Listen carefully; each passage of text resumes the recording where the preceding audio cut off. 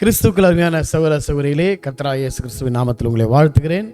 இன்று வேதம் வாசித்தாயா, வாசிக்கலாமா என்னக்கூடிய இந்த நிகழ்ச்சியின் மூலமாக, இந்த நியூ கிரேஸ் டிவியின் மூலமாக நாம் சேர்ந்து வேதாமத்தை வாசிக்க போகிறோம். இன்றைக்கு வாசிக்கும்படியாக தெரிந்து கொள்ளப்பட்ட வேத பகுதி லூக்கா 23ஆம் அதிகாரம் மற்றும் 24ஆம் அதிகாரம்.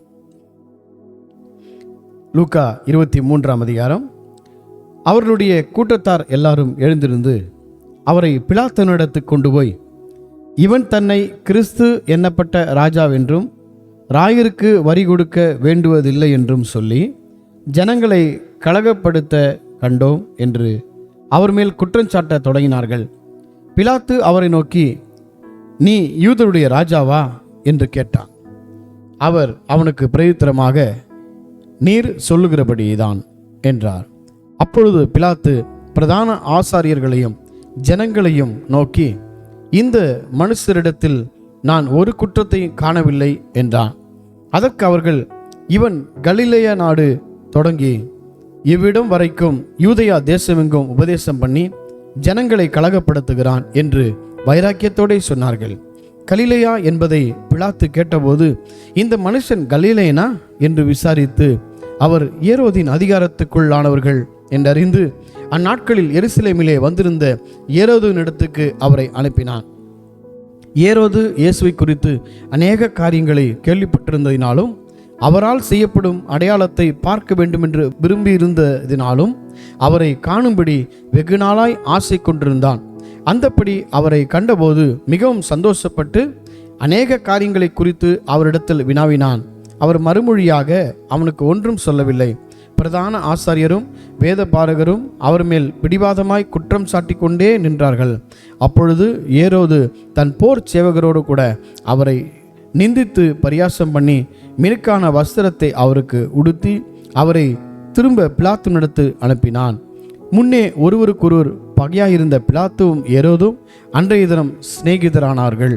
பிலாத்து பிரதான ஆசாரியர்களையும் அதிகாரிகளையும் ஜனங்களையும் கூடிவர செய்து அவர்களை நோக்கி, ஜனங்களை கலகத்துக்கு தூண்டு விடுகிறானாக இந்த மனுஷனை என்னிடத்தில் கொண்டு வந்தீர்கள்.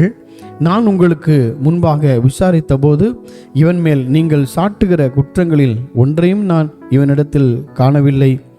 உங்களை ஏரோதினிடத்துக்கும் அனுப்பினேன், அவரும் இவனிடத்தில் குற்றம் காணவில்லை. மரணத்துக்கு ஏதுவாக இவன் ஒன்றும் செய்யவில்லையே. ஆனபடியால் இவனை தண்டித்து விடுதலையாக்குவேன் என்றான். பண்டிகை தோறும் அவர்களுக்கு ஒருவனை அவன் விடுதலையாக்குவது அவசியமாயிருந்தபடியால் அப்படி சொன்னான். ஜனங்கள் எல்லாரும் அதை கேட்டு, இவனை அகற்றும், பரபாசை எங்களுக்கு விடுதலையாக்கும் என்று சத்தமிட்டு கேட்டார்கள்.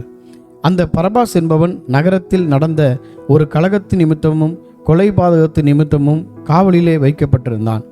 பிலாத்து இயேசுவை விடுதலையாக்க மனதாய் மறுபடியும் அவர்களிடத்தில் பேசினான்.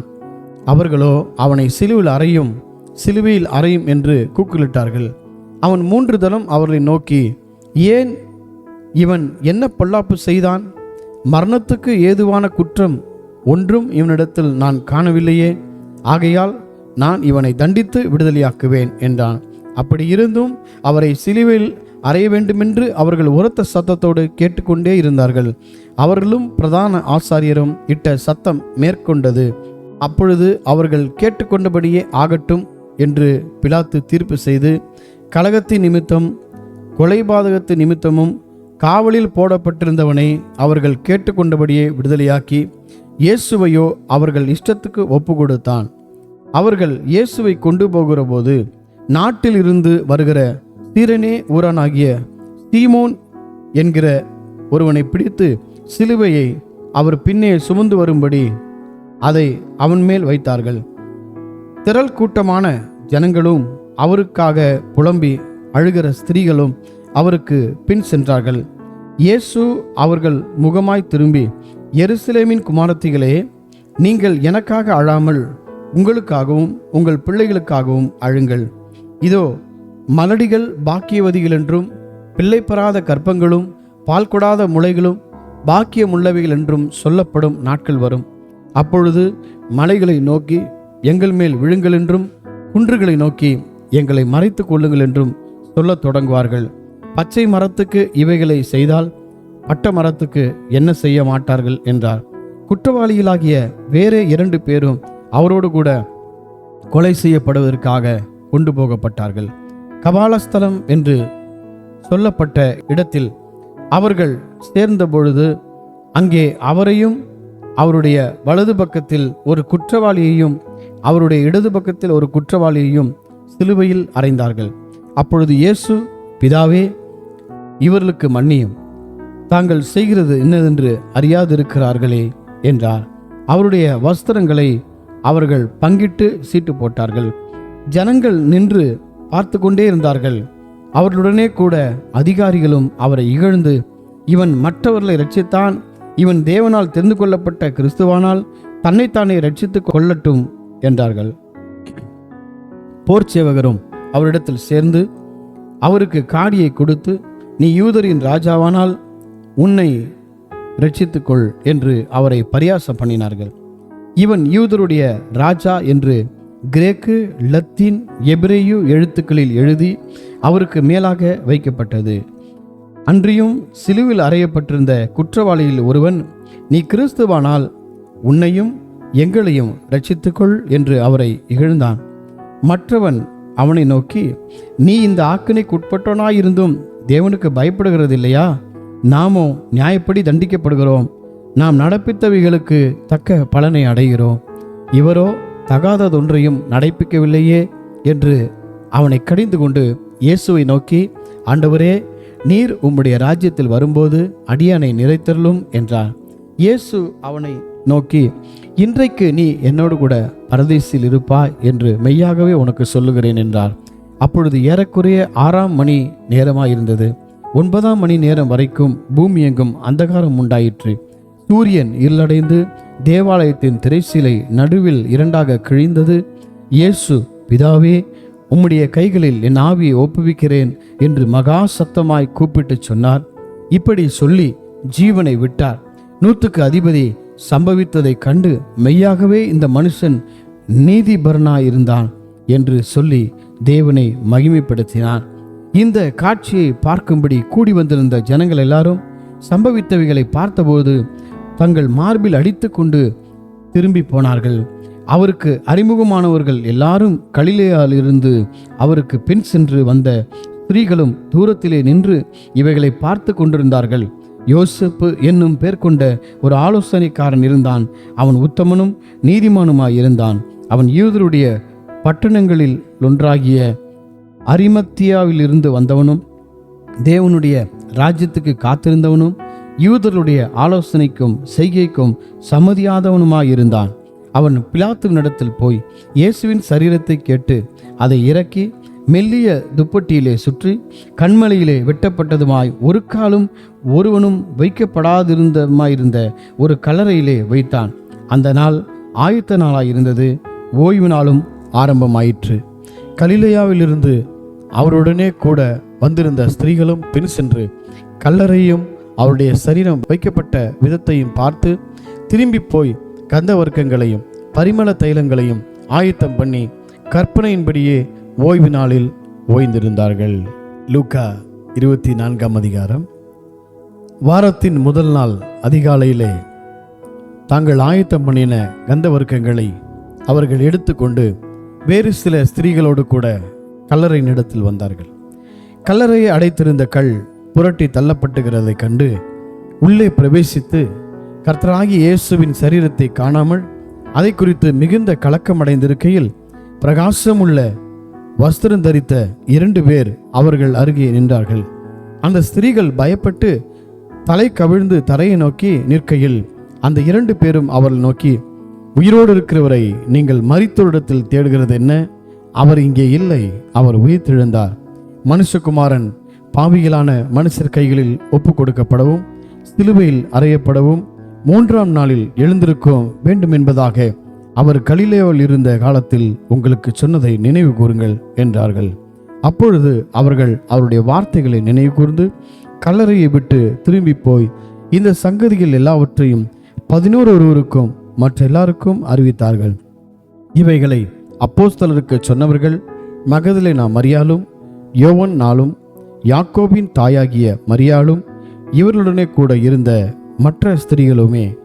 இவர்களுடைய வார்த்தைகள் அவர்களுக்கு வீண் பேச்சாக தோன்றினதினால் அவர்கள் இவர்களை நம்பவில்லை.